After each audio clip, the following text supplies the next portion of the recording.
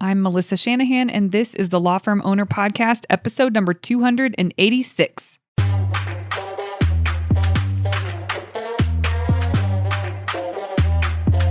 Welcome to the Law Firm Owner Podcast, powered by Velocity Work, for owners who want to grow a firm that gives them the life they want. Get crystal clear on where you're going, take planning seriously, and honor your plan like a pro. This is the work that creates velocity.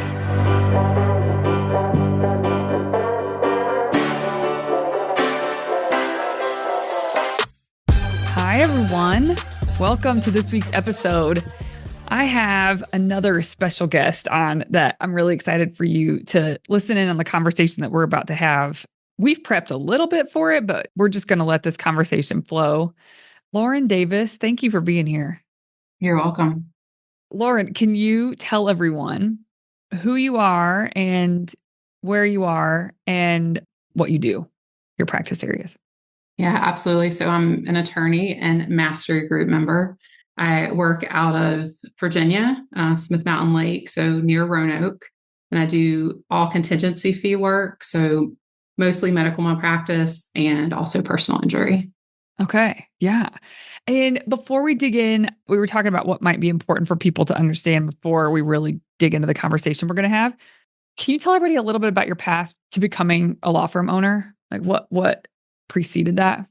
Yeah, absolutely. So the first firm that I worked at was a midsize firm in Roanoke, and I had an incredible experience there. I was kind of put into the right group in terms of practice group, right people, right time. It was just an amazing experience.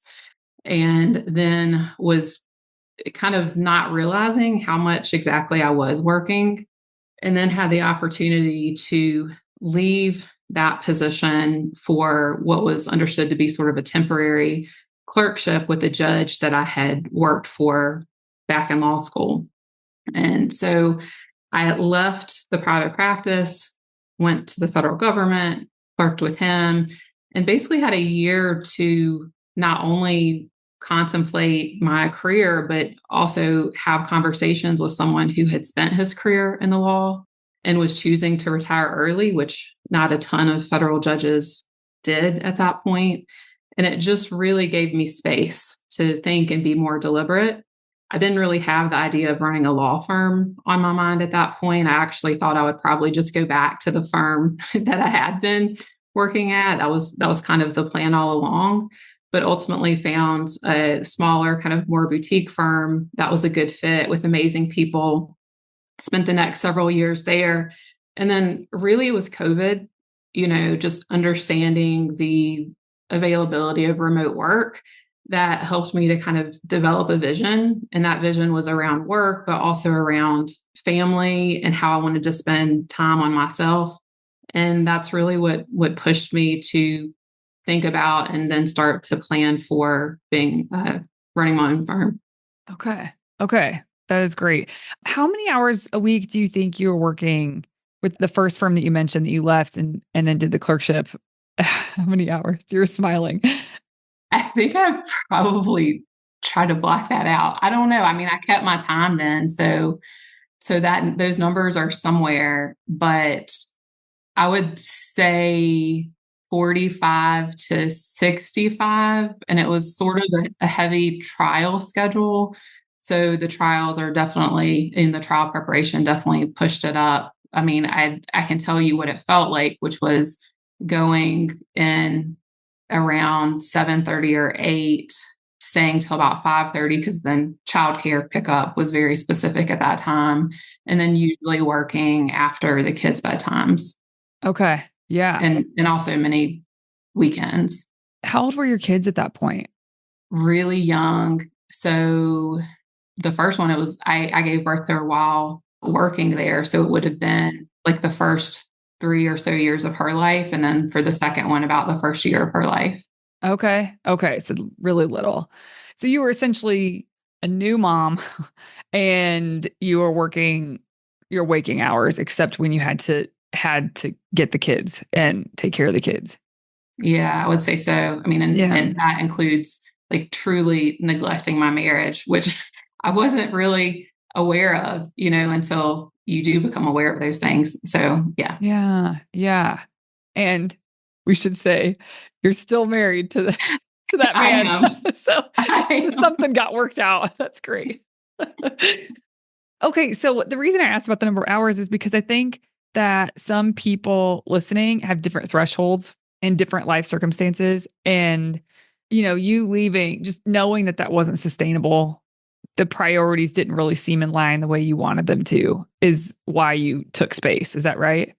I think in part, that probably was somewhere in my subconscious, but to be totally honest, I loved the judge who extended the offer. And I think he saw something going on with me that I could not see. And I think it was I could cry about it actually, because it was one of the greatest gifts that, anyone gave to me in my adult life. I mean, just that he could see that and yeah, extend that offer. Wow. Wow. Okay. One of the reasons we mentioned at the top of before we started recording was, what kind of background do you feel like is important to share with listeners, given the things that we're going to be chatting about? And you mentioned this, like just the history in the space that you took.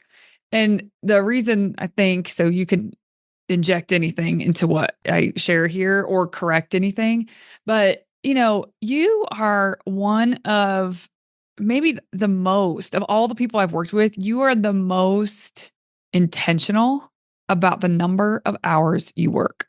I knew that you tracked this, but we just came off of spending 2 awesome days together for Master Group Live. And I was shocked when I saw the notebook that you keep your hours in. I mean, you track every hour you work, and you don't do it like as you go through the day, but you kind of know the windows of time where you're at work and you're focusing on work, and you're away from work and you're not focusing on work. And so any window of time that you're focusing on work, you write in that notebook.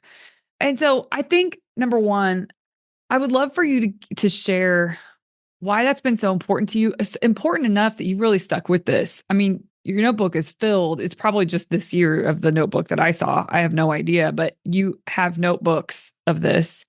And you and your husband built a spreadsheet to be able to track even further and deeper metrics around how much you work. So I would just love for you to share, why is this such a thing for you? So, I mean, because everybody would say, yeah, I want to work less too, but you have been very intentional about it, and you run your own firm as well. So I would love to just hear any thoughts that you have now that I've just kind of opened up that box. I think it all really started when I began working with you. So a little bit over 3 years ago, because that was the first year that I opened the firm and I was doing whatever it took. I didn't have a lot of help in terms of like team members, and hours wise, I was doing whatever it took to keep things moving forward, to try to get money in, to feel like I was doing the best service for the client. And then about the time that I met with you in the first conversation we had, you said, so really you need to get the IV out of your arm. That basically like my life was being given to the firm, and I wasn't tracking my hours at that point. And that statement stuck with me. And then also just the realization that the whole reason that I started the firm was to be able to make my life exactly what I wanted it to be. And it wasn't that. And I know like you got to get it off the ground. Like I'm not giving short shrift to that at all. I don't think that I could do what I'm doing now then, but I know something about myself, which is that even from at the first firm that I worked with, when we would go into, for instance, evaluations, and the feedback would be, you need better balance in your life, Lauren. You need to work less. Like these are people around me telling me this. And so I knew that that was something I needed to pay attention to. But what I've learned about myself is that I slip right back into my old habits very quickly if I don't keep my eye on it. And that was something that was an old habit, was just to work to get it done, like do whatever it took. And so if I wasn't being intentional about it, I had seen, I had, gosh, at that point, more than a decade almost a decade and a half of experience to say, this is what I will do if I don't pay attention to this. I will just go back to my old ways. And so to me, it was just a commitment that if I'm serious about this, then I have to pay attention to it and I have to be deliberate. And it's like they say, what gets measured gets managed. And there are 100% days when there are like a couple emails that come through late, or there are some small projects that I didn't get done. Nothing that is going to hurt anyone if I don't do it. And I can tell you 100% that with this notebook sitting beside me, more times than not, I kind of look at it and I think, I don't need to do this. This can wait. Whereas if it wasn't there, I can almost guarantee you that I would do the opposite and I would just grind through and keep doing it. And that little reminder every day, or even like at midday when I should be taking, or I've chosen that I want to take a lunch break or whatever it is, those little reminders are just very prescient for me and really help keep me in line. So it's just me. This is a long answer, but what I would say is like, when you go bowling with your kids and they put the bumpers up, like these are bumpers. And so it's not anything virtuous. It's just simply to keep me on track because I know myself. And if I don't do it, then even now, after practicing this for this many years, I'm pretty sure I would fall back into it because I still do it. When I have a short week, holidays, when you have a trial and you want to catch up on everything when you get back, like there are so many ways that this shows up for me even now. So it's basically, it's my check and balance system for myself. On that note, when we met in person for Master Group Live, I had decided with the Master Group Live events this season that we're doing, I am going to meet people where they are. In the past, we've had curriculum and something specific we were going to talk to everybody about, exercises we're going to lead everybody through. And this time I approached it with, okay, what is top of mind for you guys? What do you want? What would you love to get out of this time that we have together? And I'll do my best to address it, knowing there's more than one of you in the room, but I'll do my best to meet you where you are and help you feel like you got something done you really wanted to get done when you get back on your plane and go home. And to my surprise, I did not think you were going to bring this up, like anything to do with Monday Map, Friday Wrap, because you're so dialed with this. And I guess I can give a little more context there, but I'll just get this point out first. You're very dialed with Monday Map, Friday Wrap, as one might guess, because of all the things you just said. You're very cognizant about the time you work. And because of that, the more you have planned for that time you're going to work, the more you'll get done that matters, the work that moves the needle. So as one might imagine, you're practiced at that and you continue to practice it and you continue to get really just better and better, deeper and deeper, and what you need evolves. And so you make shifts as needed. So I was surprised though that that's what you wanted. Was you said that the two things that you want to center even more around that you weren't centering around enough in your eyes was time with your husband, time with your kids, and health. Now, to anyone on the outside, they'd be like, sounds like she's doing all right. She makes sure she has her personal space. So I just want to know if you'll share two things here. One, your relationship to Monday Map, Friday Wrap, and what your practice looks like, even if it's just kind of high level, what your practice looks like with this week to week. And then the second thing, if you are that dialed with it, because you are, why do you think these things were surfacing that you wanted to address before you went back home? So the first part of the question about like my relationship to Monday Map, Friday Wrap is that without knowing it, I had sort of been moving towards something like it, even at my first job, because, there were all these tasks and it was just this question of how much time are they going to take me? When am I going to do them? And what that looked like at the time was an Outlook, the task list, just having them listed. And then it got to the point where I would spend 15 or 20 minutes a day at the end of the day reorganizing them. So I would know the next day what I was going to start, but nothing was on my calendar.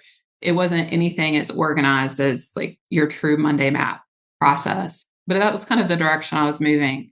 So your process felt like a really natural evolution to me of what I had started doing and some other habits that I had incorporated based on a book called Getting Things Done.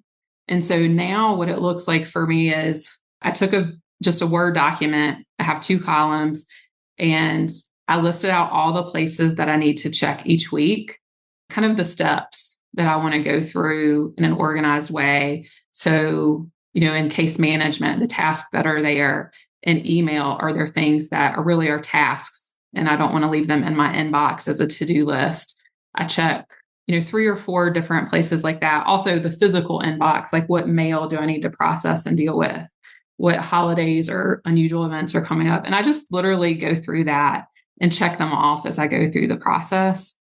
And now I use an app called Motion that we've talked about that puts the tasks themselves onto my calendar. So I don't have to do that part of it myself anymore, which is nice. But my relationship with it is that it is another bumper for me, that if I don't have those guards up and I'm not doing it, I feel the effects of that. It's not just in my behavior. Do I work later or not? But it's also how I feel, because I've tended to move toward doing Money Map on Thursdays now, because by about Wednesday, at the end of the day, enough new stuff has come in through the week that I feel like it's floating around, and I don't know how urgent and when it needs to be done and when it will be done. Like, it's not on my calendar.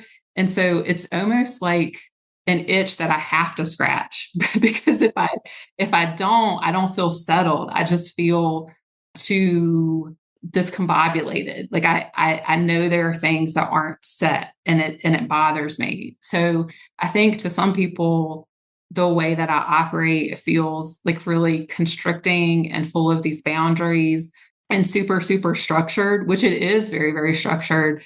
But that's where I get peace and calm. And that's how I can move through the day without getting worried about what I might be leaving behind, because literally my mind is clear. It's just, what's the next thing that's popping up that I'm supposed to be doing? I don't like the feeling of having a bunch of stuff in my head just circulating. I like to be very clear-headed when I go into the workday, or really for that matter with my family stuff too. I don't like stuff to pop up. Yeah. Yeah. I mean, well, that's the whole thing. To me, the most important thing, I think, about Monday Map is that you separate out, there is a place to plan, which planning means using your prefrontal cortex, like using the part of your brain for executive functioning and planning, making decisions ahead of time. And then when it's time to execute, it's just on to the next, on to the next, on to the next. And it's efficient, and you can keep moving because you're not having to find your place or figure out what's next or look for a resource or all those things. So, I mean, it makes sense that it feels better when you do it the way you do it, because you experience a sense of flow or ease, even if you don't feel like doing the thing that you're supposed to do, which we talked about that too. But there is a flow that you have access to that you don't have access to. Have you not really thought through everything and planned it all out? So this makes so much sense to me. I do have a question. You said, because I'm thinking of people who aren't super familiar with Monday Map Friday Wrap. It's a process you can get to on our website. If you go there, there's a place for you to put your name and email in for this guide. But it's called Monday Map Friday Wrap. You don't have to do it on Mondays and Fridays. You can do the practice whenever you want. It's just a quippy name. So you do yours on Thursdays. And which you're basically Monday Map Friday Wrap is evaluating the week you've had and planning for the week to come. And so you do that exercise on Thursdays. So when you are looking forward and planning everything, you mentioned that you used to have to-do lists, and they were pretty organized about your to-do lists. And you would rework them at the end of every day and decide what you're going to do next day, but nothing was on the calendar. So when you started putting things on the calendar, why did that make a difference? Because most people listening to this do what you were just talking about. Maybe they aren't quite as organized about it, but they just keep these running to-do lists that they keep modifying. So what was the unlock for you by doing the calendaring of the tasks? And I just want people to be able to hear this, because most people will skip this step. I think it was sort of a combination of 2 things. One is that on those to-do lists, I had columns for the amount of time it would take and their priority level. And I realized that there came a point where day over day, most of the 15 or 20 minutes I spent at the end of the day to look into the next day was just moving things I did not get done that day to another day. So that got really irritating because it just seemed like a waste of time that I was like, basically, I was just looking at the tasks I didn't get done, beating myself up over the fact that I didn't get them done, and then moving them to the next day, only to repeat the process probably for, 80% of those things the next day. Wait, So is that because you put the estimated time next to each thing, but you just weren't adding it up to see if it actually fits in a day? that, and I think overestimating what I could get done. Yeah. Like, So so does that mean underestimating in terms of how long each thing would take? yes, Okay. or like things that I couldn't predict would come up. Like at that time, I did not have time blocked for calls or unanticipated meetings. That was an in-person office setting, so people always were stopping by. If you go to ask a 5-minute question and it's a 30-minute conversation, I wasn't Yeah. accounting for those things at that time. Okay. Okay. And the to-do list definitely did not account for it. Okay. So, and remember that was in the phase of like, head down, Lauren's going to get it done. Like Mhm. that was my mindset. I didn't know any other way of working. So I definitely got frustrated by having to just move the same things over and over. And then I think what really hit me was when I first put things onto the calendar, then it hit me that, okay, the reason I'm not getting them done is because literally there's not enough time to do them. So even if my time estimates are correct, when you see it, for me, the visibility of seeing what I was asking of myself on a calendar, like when are you going to go to the bathroom? When are you going to have a meal? When are you going to do these just like very basic, you know, things you need to do to survive from a physical perspective? It just made it really obvious that what I was asking of myself was not reasonable. It just was unrealistic. I really wish everybody listening to this it really hears that.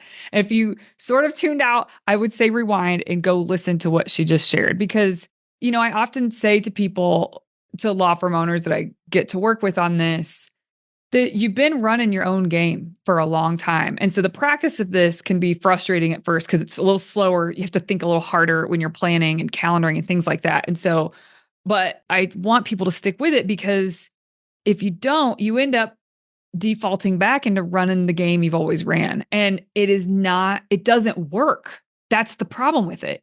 Your game, everyone, by the way, I'm not just talking about law firm owners, but for this conversation, that's what we're talking about. That's just a human side of us is we tend to think we can get more done in the short term than we actually can. And that's because it's not black and white. We don't map it out. We just go at things and believe in ourselves to get things done. If you really map it out, it was never going to work. So it just doesn't work. So I hope everybody listening to this, because most people are really comfortable with that way of operating, really comfortable. And they're really used to dealing with the fact that it didn't all get done. They push it to the next day and push it to the next day. And it's really a crappy way to exist. If you've experienced something other than that, you can feel that difference. One question I have for you that I know people will be interested in, because I'm interested in it, is okay, so you got this notebook, you sit down every Thursday, but will you just paint the picture of exactly what this is like for you? So, first of all, with the book, is it sitting at your desk? Do you take it everywhere you go? Like, do you take it it comes from your desk into your purse, does it move around or not? That's my first question. And by the way, guys, this is like a 4x6 notebook, maybe. And so every day you just put the working hour windows that you did. It's always after the fact, correct? No, I do it at the time. Oh, you log it like when you start and then when you finish. Okay, that's amazing. Glad I'm asking this. So yeah, talk about the notebook and does it float? I don't know. Just say more because I know people are going to want to do this. So Okay, so yeah, you got the size about right. And it's a notebook that I got at one of, just like a bar event when the vendor's there and they're handing out things. It's just one of those, nothing fancy. And on one side of it, I started by writing my hours. So like I just write them. I do basically have it with me most of the time. If it's any kind of situation where I think I might end up working, because I don't want to miss it. If I don't have it with me, I think I'll probably forget it. And then I feel like that's cheating, to not add, even if it's just like 15 minutes here and there, that adds up. So yeah, I have it at my desk in front of my computer. So in the mornings when I start, I put the time that I'm starting, and I do it in 15-minute increments, by the way. So like round up or down, to the 15-minute increment.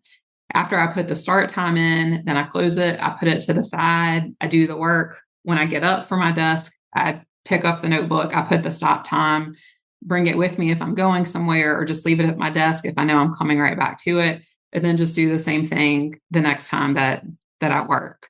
I try to put it in a place that just will remind me that it's there, not just to put the entries in, but also because it's like a visual reminder to me of my goal of working less.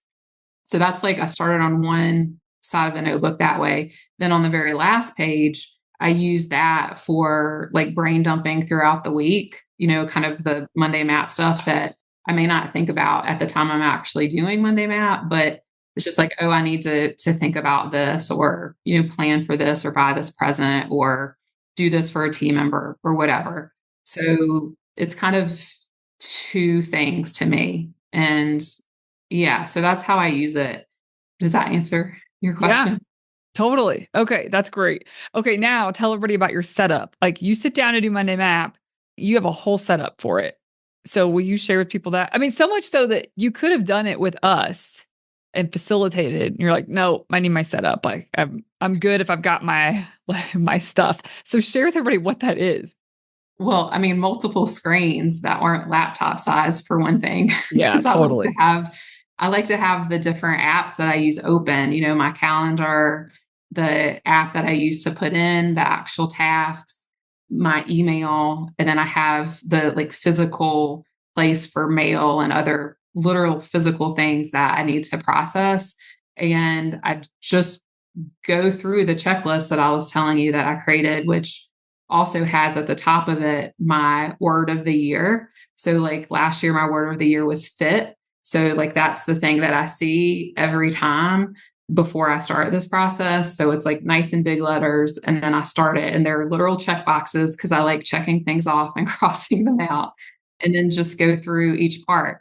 The first is to take a look at my calendar. I actually have on this list to calendar me time, because if I just go through my calendar, I'm only going to move around the things that are already there. I wouldn't necessarily think to also then add in time for myself. So I make sure to have a checklist, or a checkbox for that. I do my email that way. I do my physical inbox. I have my work email and Gmail as two separate things. And then I also have case management, because again, we have a task list in there. So I make sure that anything from that task list that needs to be Monday mapped is. And then I have also a Trello board that I look at.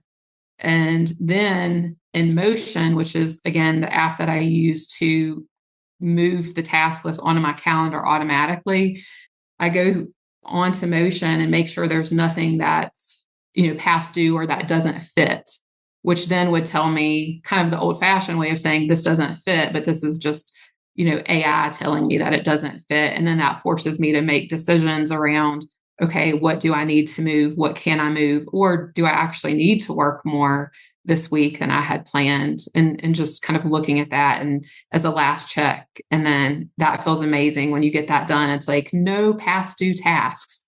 Hmm. And then that's the end. Okay. Okay, cool. And you do put the time. This is another thing people always skip. You put the amount of time, the estimated time to get something done. So, I mean, I say this stuff all the time, but I think it's good to hear it from people who actually, like law firm owners. I think it's just good to hear from people who practice this practice. And it's not just me as the instructor saying this is what to do. You put the estimated time. So there's two questions I have. Where do you do that? Do you write it down or like put it next to the thing that you have logged that needs to be calendared? Or do you just do it when you put it in Motion? Because Motion is your task list plus calendar. Like it calendars your tasks. How would you answer that? I add the time when I put the task into Motion, and also the priority and whether it's like a hard due date or not. So it's basically doing that thinking for me. Whereas before I would have to think through like, how important is this relative to everything else? And it's just doing it because I've already told it how important the other things are. So that has been a major mental load off of me because that was a struggle that I had with this process before was, okay, look, everything doesn't fit. Which thing do I move? And that was hard. That was really hard. I didn't like the mental effort that took. Yeah. Yeah. Definitely. Okay. I guess one thing I'll say is you use Motion.ai, I think is their site, Motion app, or I don't know. You guys can look it up. Use Motion. That's right. And we all like tools and new tools. So if anyone here is inspired and wants to go try out Motion, I'm not discouraging that at all. I think it's great. And Lauren, it's been amazing for you. There's also another member that uses it heavily as well. Some people can't find their groove with it. So if that's you, if you get in there and try it and think, well, this doesn't work for me, this means I can't do Monday Map then because it's going to be too difficult without it. There's other tools out there too. And don't let that be an excuse to not do Monday Map well, because you did Monday Map well before you had this tool. And then this tool has made it even easier. So I just want to encourage everybody, like, yeah, try tools, but don't let it be a reason if it's not working. If you can't find your groove with it, don't let it be a reason not to do this process. Yeah. Okay. So the other question I asked that now we can actually come back to was about, why those areas that you brought up and said, I want time with husband, time with kids, and health feels like I need to optimize for those things in a way that I haven't been. And as organized as you are, people might think, what? So share about that. It's sort of coming to me as we're talking, actually, that basically what I've done is design my life in a way that I cannot sabotage it. So there are like external things that are keeping me from self-sabotage. And I think that is what kind of had happened around my scheduling block on my calendar is that I didn't have it top of mind, like my ideal week. I wasn't keeping that top of mind. And so what would happen is that, let's say I had a block from 2 to 4 that I was not supposed to be working one day, but it wouldn't be specified for anything in particular. And so if there were some like nagging emails or small projects, then I would think, oh, I'll just, even subconsciously would think, I'll just use that time for that instead of the things that I've identified as priorities for myself. And I think what I'm realizing is that probably for me, I'm going to need to look at the ideal calendar and be honest with myself about the extent to which I'm matching that pretty often. Maybe even, I've been thinking, maybe even as often as once a month, and maybe just including that in my Monday Map process about once a month. I think that's really what had happened to me leading up to our workshop is that I had just become very lax about that other time.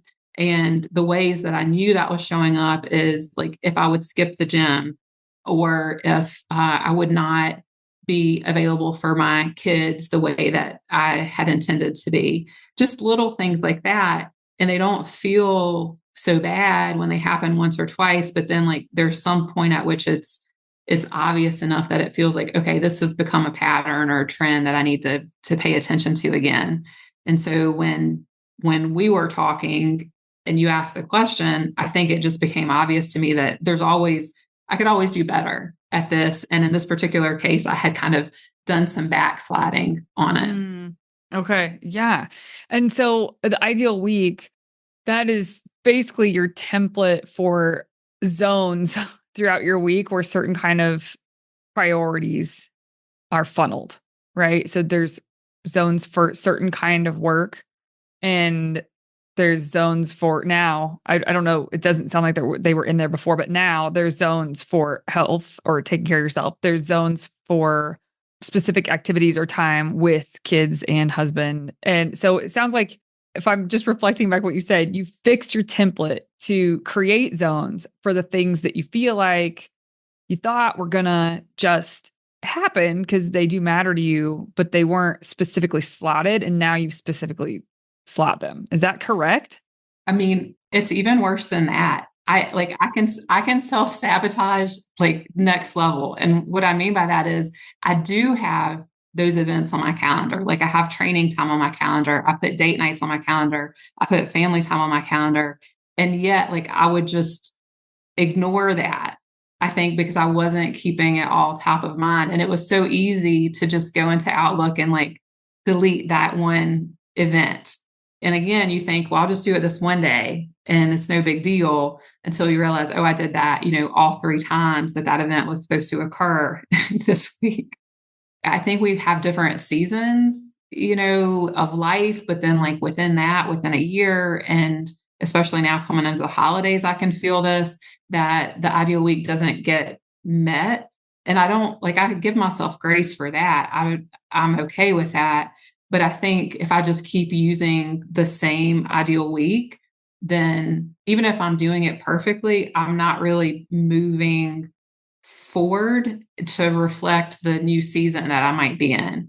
So, one of my goals is around working fewer hours. So if I keep using the same ideal week that has more working hours in it, I can't get to the next step of working less than that because my ideal week doesn't reflect that. And that's why I'm saying I think I realized I need to just schedule to review it every so often to be sure not only that I'm honoring it the way that it currently is, but reflecting any like iteration that I'm moving toward in terms of my schedule.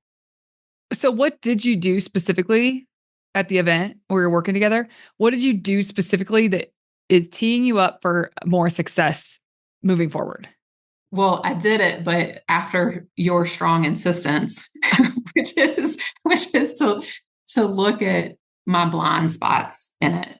So where I was likely to fail based upon what I had originally set up, like what's going to come up that I may not know, like all the ins and outs of what it will look like, but I have a pretty good idea that some things will come up.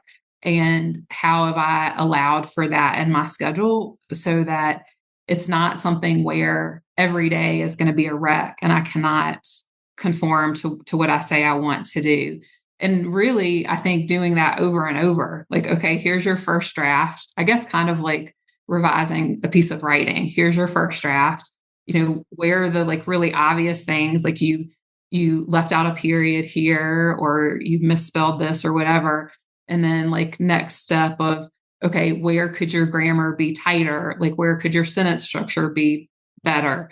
Next level, what about your like overall content and theme? Like just kind of like that of you pushing me to think through the obvious and then maybe not so obvious and then very like high level, but very meaningful things to make the calendar that I've got or the ideal week I have right now anticipate those issues and be the best it can be at this point, recognizing that I'll probably have to adjust it again at some point too. Mm-hmm. I wrote down a note that you said you were being pressed to points of failure. Your ideal week that you had made was, we kept working with it so that you kept pressing it to points of failure. And I thought that's such a good way to say that, because that's the job, is to, I mean, it feels so good to make a plan that seems, we don't think it's not doable, but really it is aspirational. And it feels so good. It just looks so pretty and we've thought through it. But really, if you do press yourself to anticipate the barriers and like what could make this go wrong, and what kinds of things would throw this off, when is this not going to work, that kind of stuff, it helps you identify or get clearer and clearer about A, is it set up right, and B, how do you prevent or hopefully eliminate the barriers? Can you do that by adjusting your plan that you've made? Or do you need to reset expectations with people around you? Or, there's different ways to address this. So I really appreciated the way that you said that, is just keep pressing it to find the points of failure. So, yeah. And Okay. I think, if I may, life sort of shows you that. Like it when you first asked me the question of like, okay, how is this going to fail? Like what's not going to work here? My first thought was like, okay, let me project forward with my imagination into the future and imagine what might happen. But then very quickly it was like, I don't really have to imagine anything because this happens every day. Yeah. Like things come up every day. All I need to do is just like look backwards and I can Yeah. make a list of these things that I need to be accommodating for. Yeah. Yeah. Absolutely. That's so true. You don't have to come up with things. You just need to have a look at the way things normally run. Yeah. Okay. So you're feeling good about your new template for your ideal week and how you'll sort of get things in line in a way that makes sense. I would love to talk about now the number of hours. Are you comfortable sharing that? Yes. Okay, good. I'm asking because you're like, do I tell people that this is what I work? Um, Yeah. It'll hold so me to account, I think. it's okay, good. Yeah. So, when we first started working together, what was your goal back then for number of hours?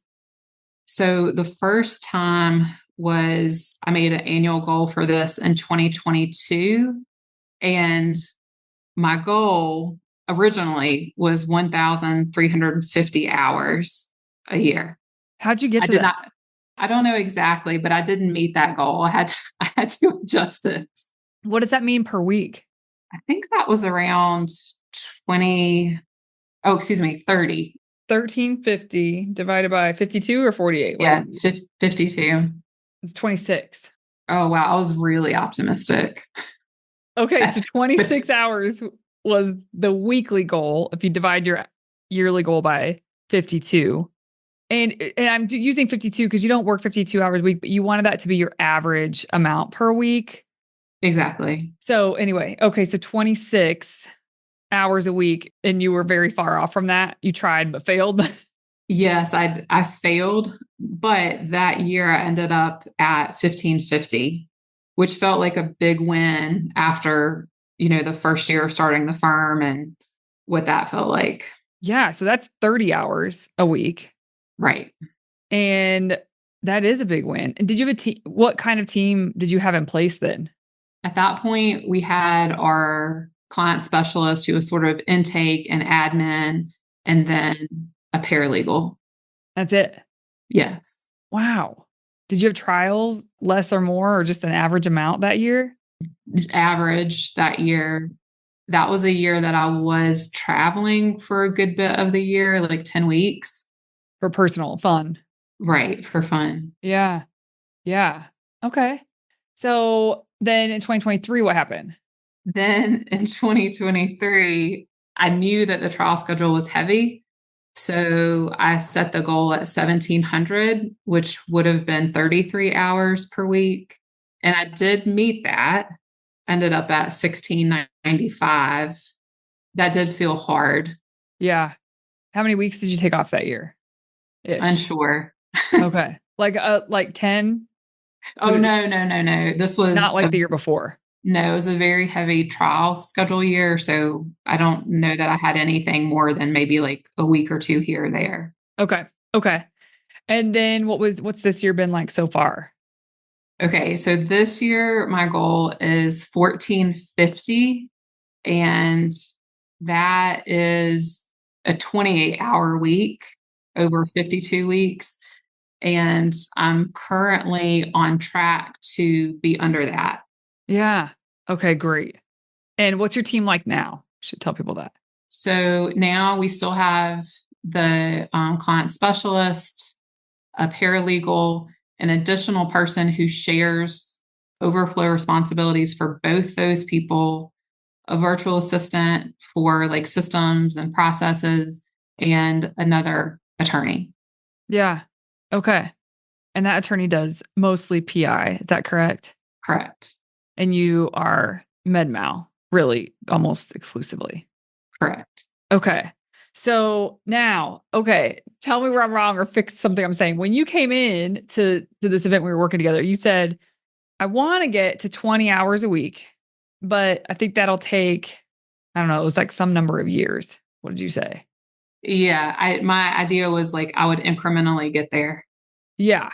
Okay. And so, but then through talking, we just decided, what if you made your ideal week and your template, so to speak, fit that now? And so I don't remember exactly where you landed. So maybe walk people through. It was a bigger jump, but pushed yourself to do it just to see what would be possible. And yeah, so share more about that. Yeah. So it's a little early in the year, but I did your Reflect and Get Clear workshop and had thought that pretty well landed on my word for next year to be bold. And so I was coming into the time with you knowing that. And it felt as we were talking that like trying to get from 28 hours a week to 20, so pretty much a 25% drop, that felt bold. Uh-huh. Totally. So that was a big part of it. And then I think that sounded really nice to me and I like the idea. And then the first version of my ideal week, again, I've self-sabotaged. So when you said, count up your hours, I was like, oh, well, that's 28 and a half hours in that week. Every week. So I really had not changed anything. Yeah. Yeah. I mean, how do people will feel like this, right? Even if they're trying to do 45 hours, right? They will feel like, well, this is what it's going to take. So, how did you mentally push yourself to say, "No, I'm going to keep trimming."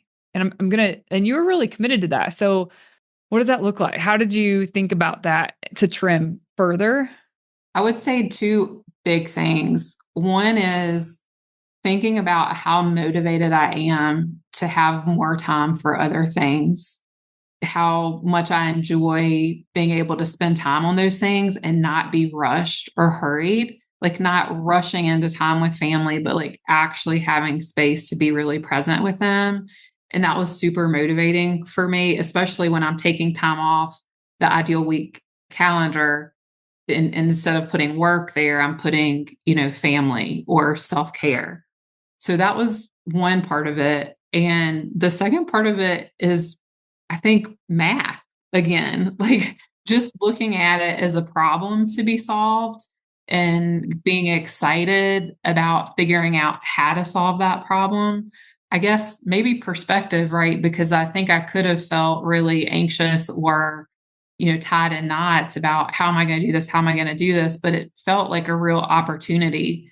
And really, especially after we had gone through the exercise of like, why won't this work? Fix it so it will work. Okay, next level. Now why won't it work? Once we had gotten through that, it felt, I want to say realistic. It still feels like it's going to be hard, but it feels realistic for most normal weeks of the year. And that just felt really exciting. It still does. It feels really exciting. What did you trim off? Well, I think that was in conjunction with the work from the next day, which was realizing that there are so many things that I'm doing I don't need to be doing. Oh, I forgot we even did that. Oh, yeah. Yeah, even the things that feel good to do that I kind of like doing, but really shouldn't be on my plate if I'm being serious about my goals around how much I work. Okay. So for everybody listening, I forgot about that. So Lauren has an accountability chart. We worked with her almost 2 years ago now to create an accountability chart for her firm. And accountability charts those are no joke. They're not easy to do. They're hard. They're hard to do. I've met people that think they're really advanced. They just, recently I was talking to a $5 million firm and they have an accountability chart. Okay, great. Send it over. They send it over and it's like, this is not an accountability chart. This is an org chart that tells you who sits where in terms of like who reports to who. But accountability charts are deep and they're thorough. And so Lauren has a really good one. What is very clear on there, all the things Lauren does, they're all listed there. All the things that everybody does is listed there. And so everywhere her initials were next to something that she actually does, we put it into the drip matrix, which is Dan Martell's book. And we really focused on the delegate and replacement quadrants, but then even more heavily just focused on delegate. And do you remember how much time was in there that if you got off your plate, which you could get off your plate because it's in the delegate square quadrant. Do you remember the number that it added up to? I don't remember. It's so embarrassing what the number was. It's not. I feel like it's normal. Everybody has this. I think it was around 10 hours a week. Yeah, I think you're right. It was like 9.3 or something. Yeah. Yeah, hours every single week would be reduced if you actually delegated everything that is in the delegation quadrant. If what I'm saying to some of you is just over your head, you're like, what is she talking about? Accountability charts, a drip matrix. It's just things that I've pulled together from over the years, learning from other people and trying to help the people I work with. So if this feels like a little too much, just skip the details and just get the point of what we're saying. But through the work we did, we discovered there's about between 9 and 10 hours every week that you would be freed up. And so when you realized that, and then you immediately knew who you would hire for those things, it was someone that's part-time that you could offer more. So you're going to make that job offer to them and you're going to train them on all these things that are in the delegation quadrant and get them off your plate.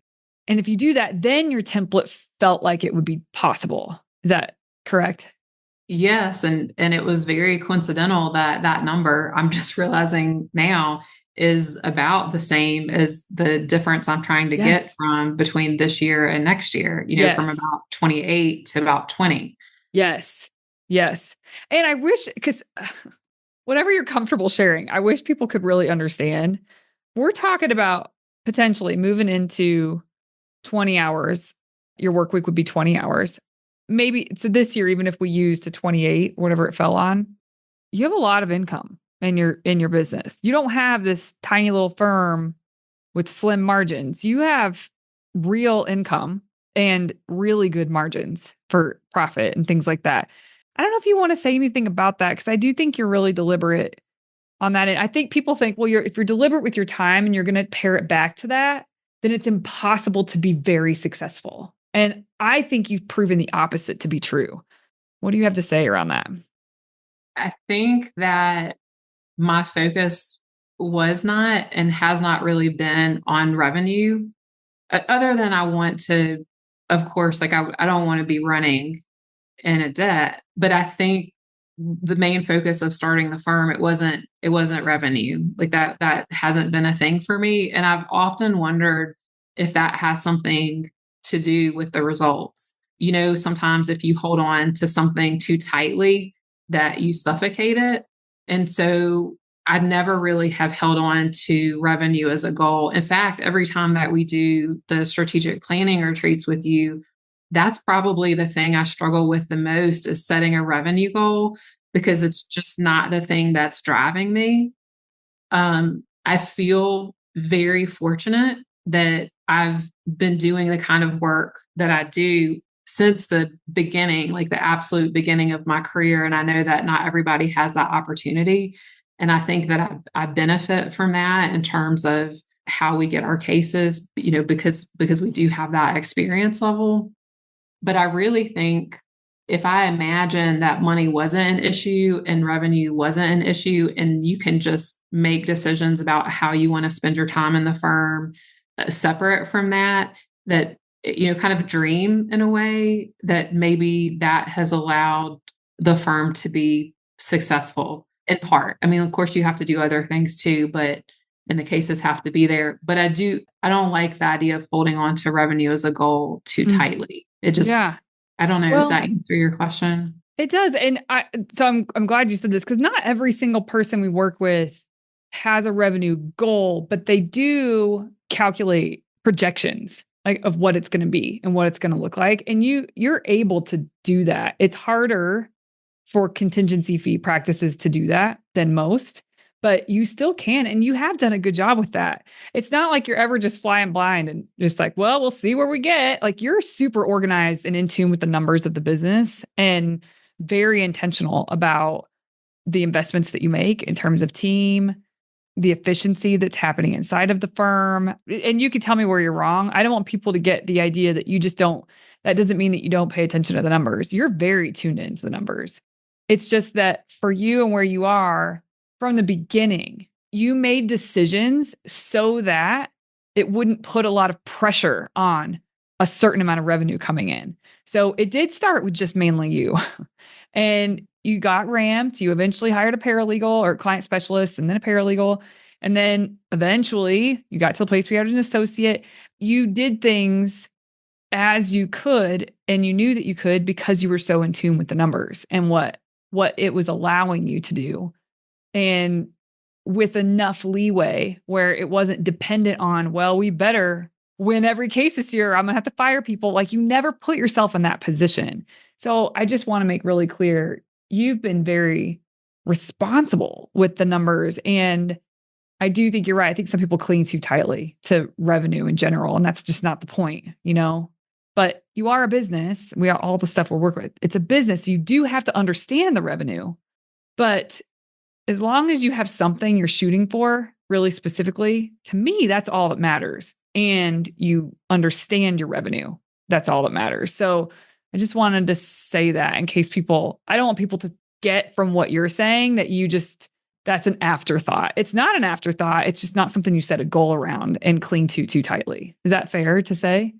Yeah, I think that's really fair. I didn't even think about it, coming across that way. I think not to geek out like too much, but the reason it's been important to know the numbers is because then when hours have been more than I want, it gives me some context. So I can sort of say, I went over my hours, but I can see the corresponding benefit in revenue. So therefore, I'm not upset about that. Whereas if I worked a lot more than I expected, but then the revenue wasn't there, then I would have to ask myself why that was. And it was hard for me in the beginning to spend money. I'm just not a big spender in general. I tend to be more like fiscally conservative. So hiring has been the thing that I've historically been most nervous about doing. But then you see the benefits, like you really see the investment over time. And I feel 100% certain that I could not be sitting where I am right now in terms of hours worked or revenue without having the team support that we have. Like I feel 100% certain about that. Yeah. Yeah, absolutely. So I'm curious if you would be willing to give people listening a sense of how healthy your business is, because it's really impressive what you've done over the years. Can you share maybe people cost percentage and net profit percentage as an example, just to sort of show where things are for you at this point? Yeah. So at this point, and I am going to emphasize that because when we were making hires and growing the team, these numbers looked really different. But right now, our people cost is about 28%, and our profit margin is about 60. Yeah, which is great. And next year, which we're going to do strategic planning in December, but have you thought forward about where you expect the people cost range to be, depending on what might happen with cases next year? I wish I could tell you I had, but I No, have that's not okay. done that yet. No, that's all right. You'll do it when we have our retreat. I was just curious if you'd already gotten there. But for everybody listening, that's something she'll think through that, and everybody here should think through that too for themselves. Okay. Well, I had plans to go into other stuff with you, but we have been talking for a while, which has been super fun. Thank you for giving your time. You only have 20 hours that a week I can slot into here. So this is awesome. Thank you very, very much for being willing to share with everybody. Yeah, it goes without needing to be said, but thank you for everything that you do too. Oh my gosh, you're so welcome. Lauren, by the way, slid into Mastery Group. We used to offer like a lifetime access. Like you pay one time and you never pay again. And we were just talking about that the other day because we don't have that anymore. And she's like, I feel so lucky I got in. I'm like, I'm so glad you did. It's so fun to work with you. So hopefully that goes to show that if you're thinking about, can we help you and all of that, like come and join us in Mastery Group. We can definitely help. We work hard with people. So, and it's been a blast to work with you. So thank you so much, Lauren. It's so cool to see your journey, how far you've come, and the things that you are navigating mentally now versus the things you were navigating mentally back then. It's just so different. And that's true for everybody, right? When you really do work on this stuff, but it's so cool to see. Any last things that you just want people to think through as law firm owners, as your fellow law firm owners? I think I don't want anyone to be left with the impression that I've got it all together. I struggle with things every day, all the time, and it's not easy. And just because it's not easy doesn't mean it's not worth it. And Yeah, that's all. It's just, whatever the veneer appears to be, just know that we all have the things that we're working through. Yeah, I am actually glad you said that. I think you'd be comfortable with me saying this, and if not, we'll totally cut it out. But you are really, it's really important to you to be organized, right? Like it seems more than most. Like it's something that is a superpower, but it's also something that can be, there's a shadow side to it as well. I don't know if you want to share anything about it because I mean, you're a lawyer, there's other lawyers. Lawyers have this tendency. So I don't know if you want to share how you would describe your MO. Yeah, I mean that really is right. How they say like your greatest strength can be your greatest weakness. So yeah, I mean I think that I don't know if I'm compulsive, but I definitely am. To some people I probably am compulsive, but I'm very specific about like boundaries and how I spend my time and wanting to have a plan. And I think that the best thing for me is that I'm surrounded by some people who, in particular my husband, who's not that way. And so even though it drives me a little crazy that he's not, it's very healthy for me to see the opposite. I think if we were both the same, it would be really, really hard.